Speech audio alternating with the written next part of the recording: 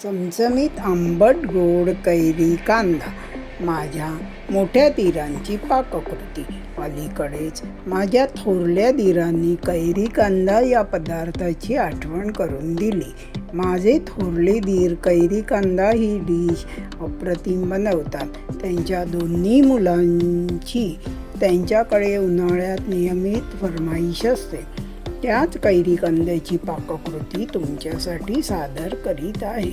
कैरी कांद्यासाठी लागणारे जिन्नस: एक मध्यम आकाराची कैरी उभे बारीक काप घेतलेली, एक मध्यम आकाराचा कांदा उभा पातळ चिरलेला, अर्धी वाटी किसलेला गूळ, कैरीच्या आंबटपणानुसार गुळाचे प्रमाण कमी जास्त करा, छोटा अर्धा चमचा लाल तिखट, हा घरचा साठवणीतला मसाला असला तरी चालेल, पाव चमचा हळद पावडर, पाव चमचा धना पावडर, पाव चमचा गरम मसाला, पाव चमचा जिरे, थोडासा हिंग, फोडणीसाठी तेल, चवीनुसार मीठ।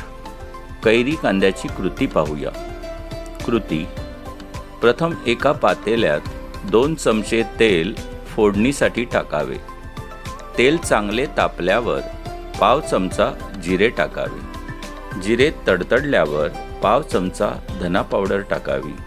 त्याचबरोबर पाव चमचा हळद पावडर व पाव चमचा हिंग पावडर टाकावी।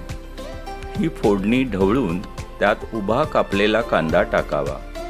कांदा 2 ते 3 मिनिटे व्यवस्थित परतून भाजून घ्यावा। त्यानंतर या मिश्रणात कैरीचे पातळ उभे काप टाकावेत। सर्व मिश्रण नीट ढवळून 1 ते 1.5 मिनिट परतून घ्यावे। त्यानंतर त्यात चवीनुसार मीठ घालावे। अर्धा चमचा मसाला घालावा, पाव चमचा गरम मसाला। हे सर्व मिश्रण व्यवस्थित ढवळून घ्यावे। त्यानंतर पातेल्यावर झाकण ठेवून 2 ते 3 मिनिटं वाफवून घ्यावे। 3 मिनिटांनंतर या मिश्रणात किसलेला गूळ थोडा थोडा करून घालावा व मिश्रण सतत ढवळत राहावे।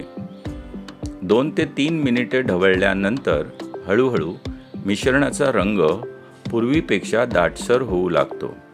त्याच वेळी गॅस बंद करावा।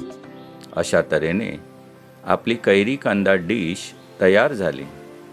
ही डिश चपाती अथवा फुलक्यांसोबत ही आंबट गोड कैरी कांदा अगदी रुचकर लागते। उन्हाळ्यात या असल्या आंबट गोड पाककृतीची मजा काही औरच। ही रेसिपी तुम्हाला कशी वाटली ते कमेंट्समध्ये सांगताना माझ्या चॅनलला लाईक आणि सबस्क्राईब करायला विसरू नका, जेणेकरून पुढील अशा छान छान सोप्या पाककृती तुम्हाला मिळत राहतील। धन्यवाद।